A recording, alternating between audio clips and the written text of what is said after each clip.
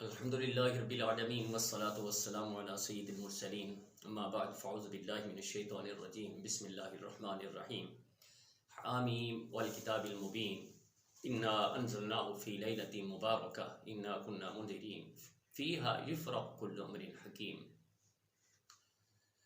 حامیم اللہ عالم بمرادہ والکتاب المبین، قسم ہے اس کلام پاک کی، اس قرآن مجید کی۔ انا انزلناہ فی لیلۃ مبارکہ، ہم نے اس قرآن پاک کو لیلۃ المبارکہ کے اندر نازل کیا، برکت والی رات کے اندر نازل کیا۔ انا کنا منذرین، ہماری یہی شان ہے کہ ہم وقت پر خبردار کرتے ہیں۔ فیہا یفرق کل امر حکیم، وہ رات جس کے اندر ہم بندوں کے تمام جو اس کے نامہ اعمال اس کے لکھ دیا کرتے ہیں، اس کے نامہ اعمال کے اندر فیہا یفرق کل امر حکیم، یعنی ہر حکمت والے کام کا اس رات فیصلہ کیا جاتا ہے۔ لیلۃ مبارکہ، پیارے اسلام بھائیو، محترم ناظرین کرام، یہ لیلۃ المبارکہ کیا ہے؟ دراصل یہ شب برات کا ایک دوسرا نام ہے، جس کو ہم شب برات کہتے ہیں۔ اس کا صرف یہ شب برات نام نہیں ہے، اس کا نام شب برات بھی ہے، اس کا نام لیلۃ المبارکہ بھی ہے، اس کا نام لیلۃ الرحمت بھی ہے، اس کا نام لیلۃ الشک بھی ہے، چیک والی رات۔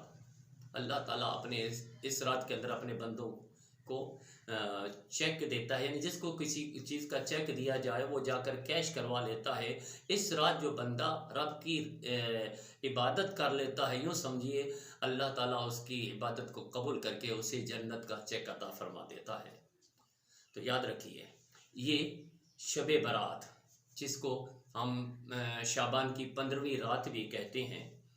دوسری بات یہ ہے کہ یہ رات سال کی تمام راتوں سے افضل ہے۔ حالانکہ بابرکت راتیں اور بھی ہیں، جیسے شب معراج ہو گئی، اسی طرح شب قدر ہو گئی، عیدین کی راتیں ہو گئیں، 12 ربیع الاول شریف کی رات ہو گئی۔ یہ راتیں بھی بابرکت ہیں، بابرکت راتیں ہیں، لیکن سب سے بابرکت رات جو ہے وہ یہ رات ہے، شب برات کی رات۔ نمبر ایک تو اس رات کے اندر خود نبی پاک صلی اللہ علیہ وسلم کا عبادت کرنا مروی ہے۔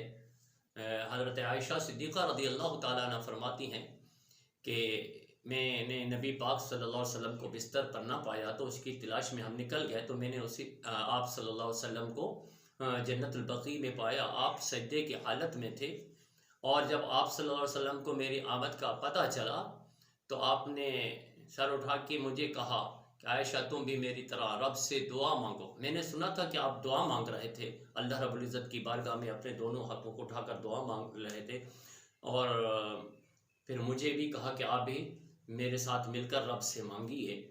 میں نے کہا آج کوئی خاص رات ہے؟ تو آپ صلی اللہ علیہ وسلم فرمایا ہاں عائشہ، آج نصف شعبان کی رات ہے۔ اور یہ بابرکت کیوں ہے؟ اس کی وجہ کیا ہے؟ میں آپ کو عرض کرتا چلوں، شاید آپ کو کبھی کسی نے بتایا نہ ہو۔ اس کی 2 وجہیں تو مجھے معلوم ہیں، اور بھی اگر کوئی وجہیں ہوں جو بڑی وجہیں ہیں میں آپ کو بیان کرتا چلوں۔ پہلی بات تو یہ، شب قدر بھی بابرکت رات ہے۔ وہ بابرکت کیوں ہے؟ شہر رمضان الذی انزل فیہ القرآن، ہم نے اس بابرکت مہینے کے اندر قرآن کو نازل کیا۔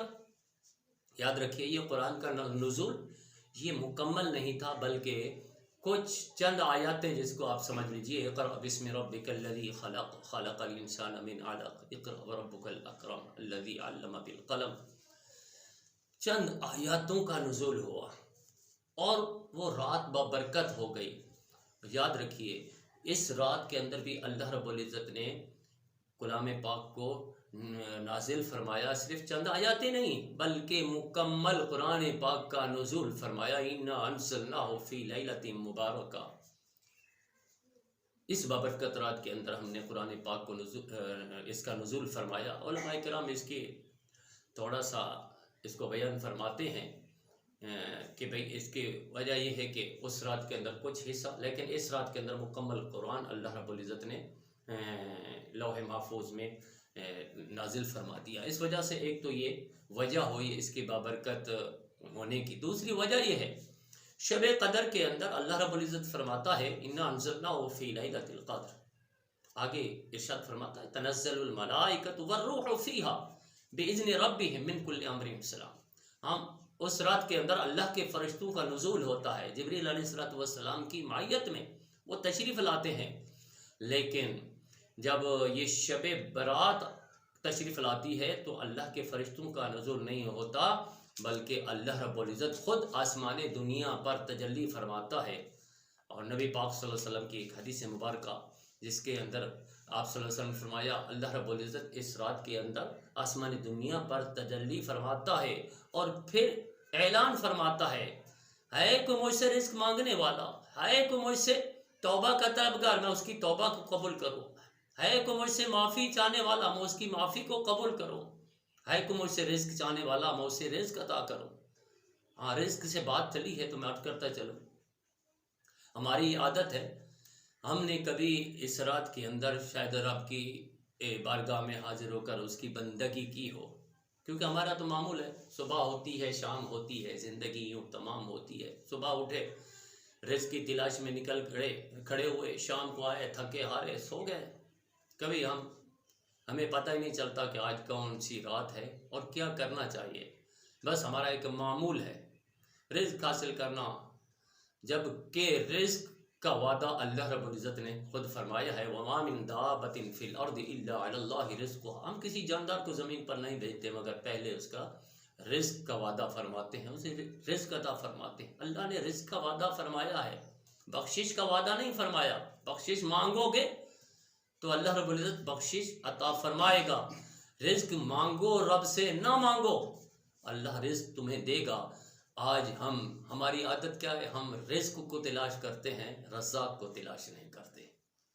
اللہ رب العزت ہمیں اس بابرکت رات کے اندر بھی عبادت کی توفیق عطا فرمائے۔ یاد رکھیے نبی پاک صلی اللہ علیہ وسلم کی ایک حدیث مبارکہ ہے، نبی پاک صلی اللہ علیہ وسلم نے ارشاد فرمایا کہ جو بندہ اس رات کے اندر اللہ سے معافی کا طلبگار ہوتا ہے، اس کے گناہ چاہے کتنا ہوں، کتنے کثیر کیوں نہ ہوں، حتیٰ کہ اس کے گناہ بنو کلب کی بکریوں سے بھی زیادہ کیوں نہ ہوں، بنو کلب ایک قبیلے کا نام ہے، وہ بکریاں پالتا تھا، تو وہ جو ان کی بکریاں تھیں ان کے بال بہت زیادہ ہوتے تھے، تو ایک مثال کے طور پر یعنی وہ بہت زیادہ بال، اس سے بھی اگر بندے کے گناہ زیادہ ہوں تو اللہ رب العزت اس رات کے اندر اس بندے کی بخشش فرما دیتا ہے۔ اللہ تعالی ہم سب کو بھی اس بابرکت رات کے اندر اس کی بارگاہ میں جھک جانے کی، اس سے مانگنے کی توفیق عطا فرمائے، آمین بجاہ نبی الامین صلی اللہ علیہ وسلم۔